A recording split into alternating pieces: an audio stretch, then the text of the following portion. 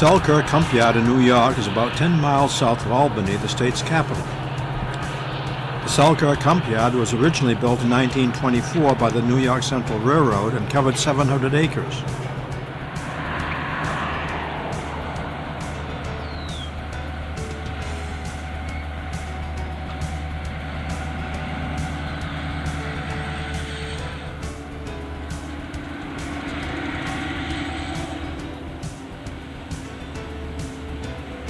Selkirk is connected with the entire Conrail system by direct trains with service to and from principal points throughout the Northeast, the Midwest, and the province of Quebec.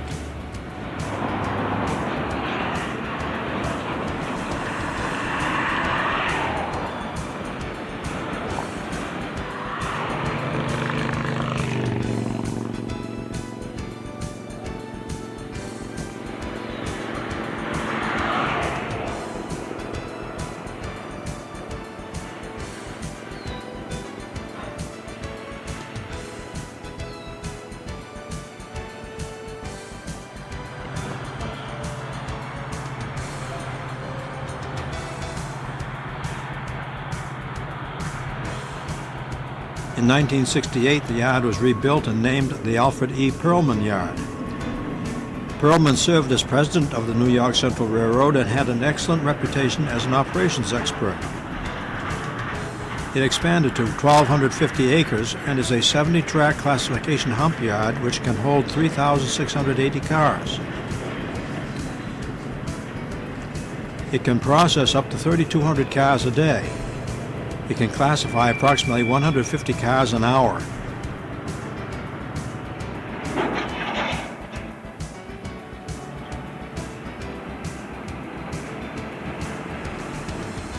This is one of 11 major yards in the Conrail system. In addition to the 70-track classification yard, there are 11 receiving tracks which can hold about 1,700 cars. The yard has 14 departure tracks, 9 for the northbound trains and 5 for southbound trains. Together they can hold more than 2,000 cars.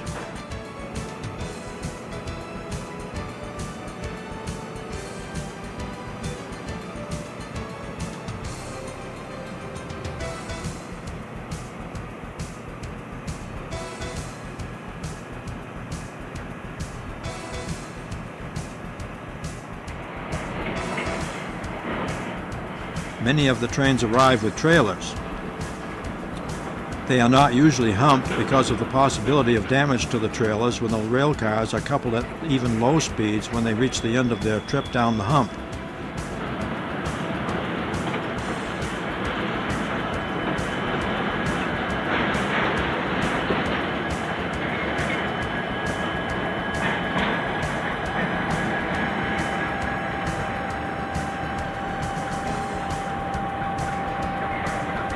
The classification yard consists of 70 tracks.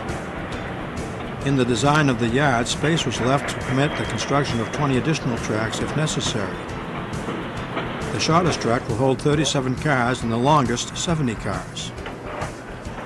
Tracks are divided into 7 groups of 10 tracks, each fed by one group retarder. 4 of these groups are fed by one master retarder and 3 by a second master retarder.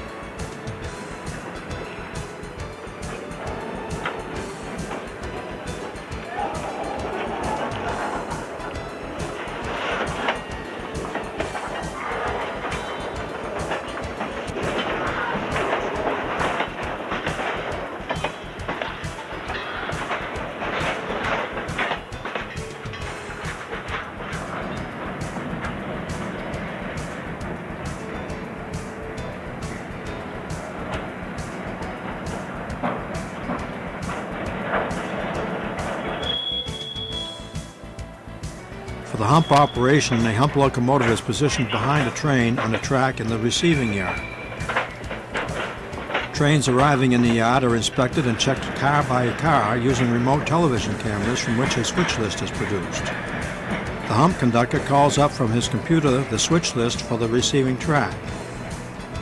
Switches automatically assign a route to the hump, and the hump locomotive engineer receives a signal to shove high. The first 4 cars of the train appear in the conductor's panel, showing sequence number, car initial, and the number of the classification track assigned. The first car number is verified by the pin puller as the train approaches the crest of the hump. If it matches the number shown on the switch list, the car is uncoupled and separates from the train as it passes over the hump. It then descends by gravity into the classification yard, where it is routed automatically into the proper track by the process control computer. As each car rolls down from the hump, its velocity is measured in test sections before it reaches the master and group retarders. Acceleration, that is rollability, and friction are also calculated. This information is combined with measured distance to coupling, track and curve resistance, car weight, frontal area, wind velocity and direction, temperature and moisture. This information helps to determine the proper exit speed from the master and group retarders to control the car at its required release speed to ensure proper coupling speed that will not damage cars or their contents.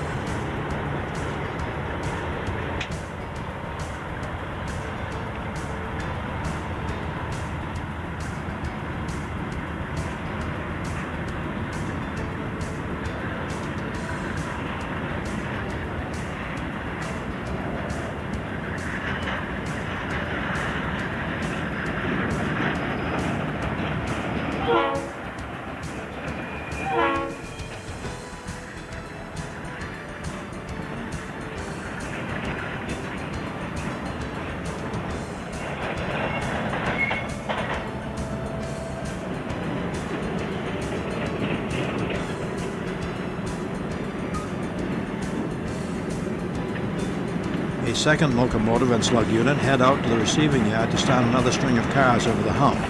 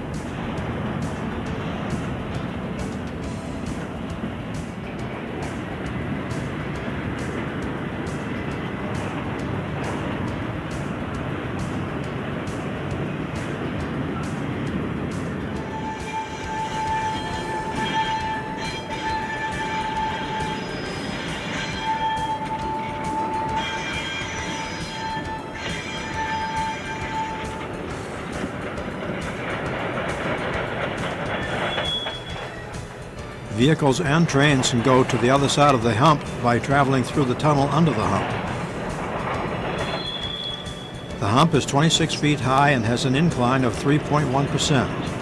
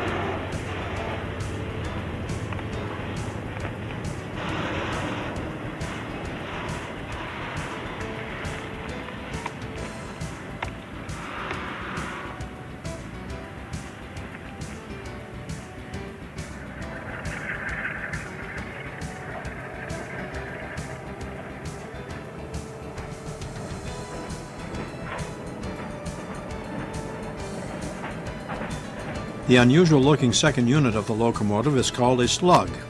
It was built in 1958. A hump slug is designed for slow operation at speeds of 2 to 3 miles per hour. A slug is used to increase adhesive weight. That allows for full power to be applied at lower speeds. It allows for a higher maximum tractive effort. Slugs are frequently used in low-speed operations, such as switching operations in rail yards. At low speeds, a diesel-electric locomotive prime mover is capable of producing more electricity than its traction motors can use efficiently. Extra power would simply cause the wheels to slip and possibly overheat the traction motors. A slug increases the number of traction motors available to the locomotive, increasing both the pulling and braking power. In addition, the load on each traction motor is reduced. This helps prevent overheating from excess current. Slugs typically carry ballast to increase their weight and improve traction. Large blocks of concrete are frequently used for this purpose. Slugs can be built new or may be converted from existing locomotives. Conversion has enjoyed popularity as a way to reduce obsolete locomotives, especially those with worn-out diesel engines, but with good traction motors.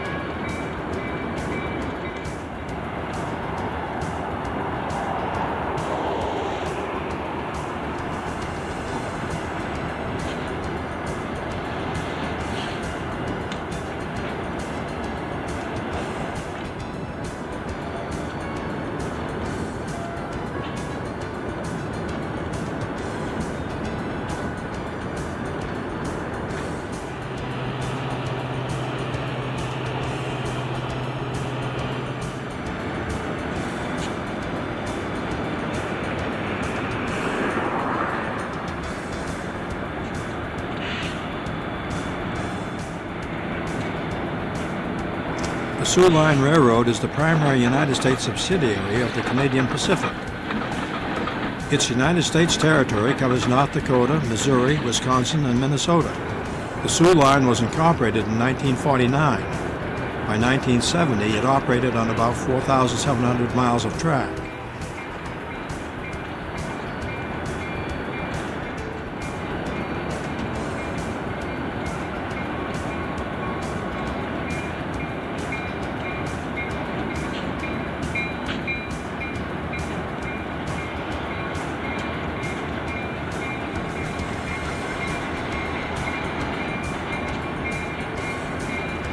Conrail engine number 6776 is an EMD SD50.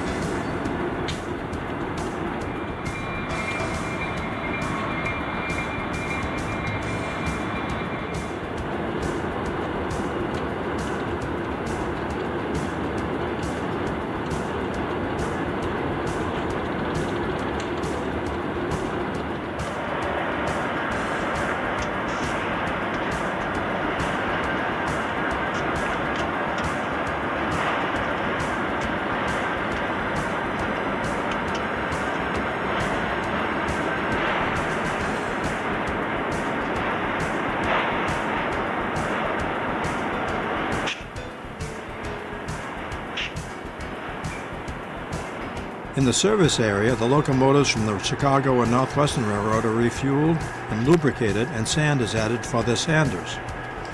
The sanders are used year-round. The locomotive wheels have a surface contact with the rail of only about the area of a dime. The locomotives need the sand to add friction to their wheels.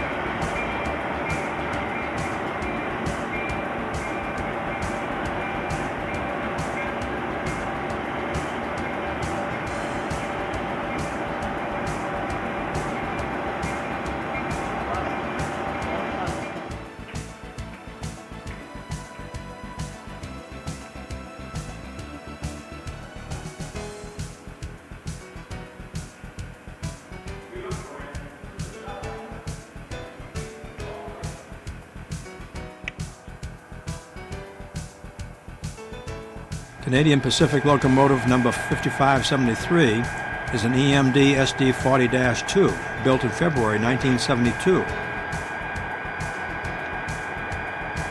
The Morrison Knudsen number 4303 is a GP40.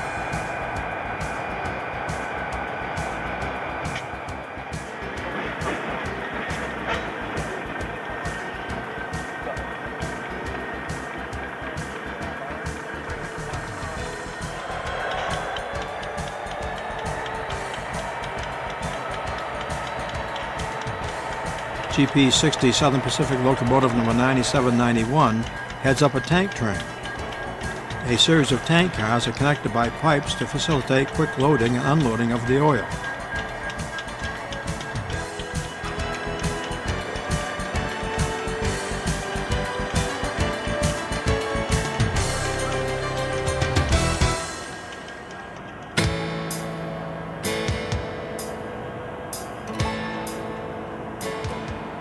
The Roots on the River Festival is an annual event featuring the railroad history of Bellows Falls on the Connecticut River. Bellows Falls is the home of the Green Mountain Railroad, which has an association with the Vermont Railroad.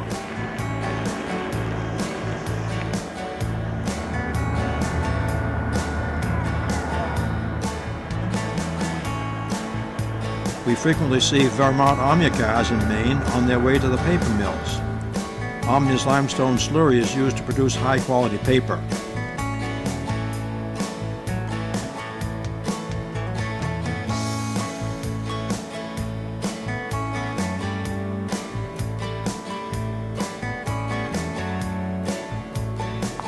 The Bay Colony engine is an Alco RS-1 built in January 1952.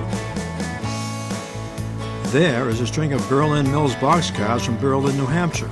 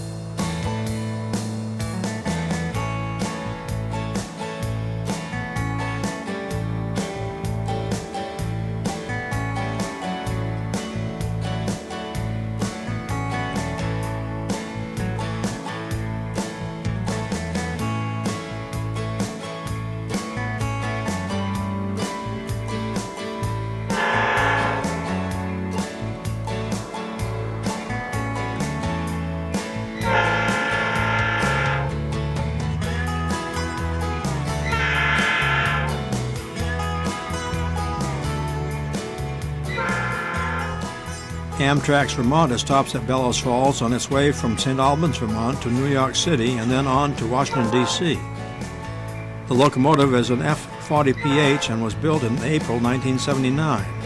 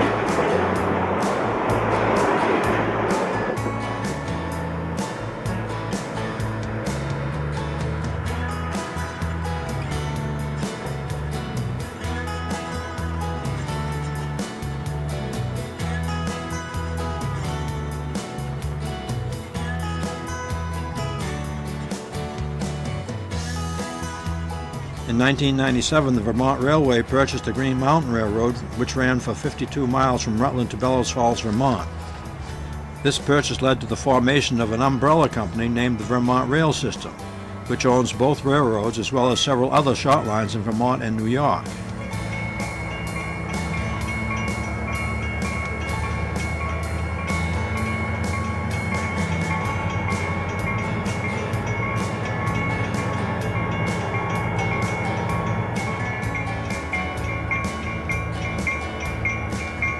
Engine 303 is an EMD GP40-2 built in 1977. It was previously owned by the Boston and Maine Railroad and was numbered 314.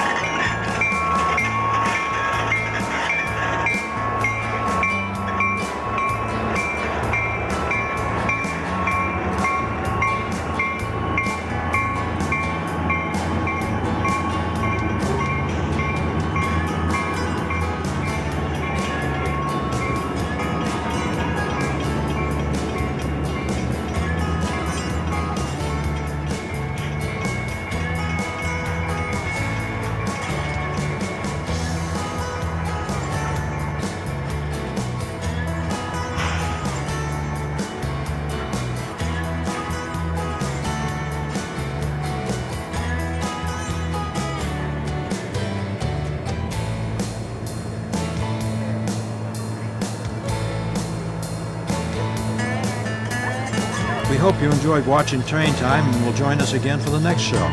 Thank you for watching.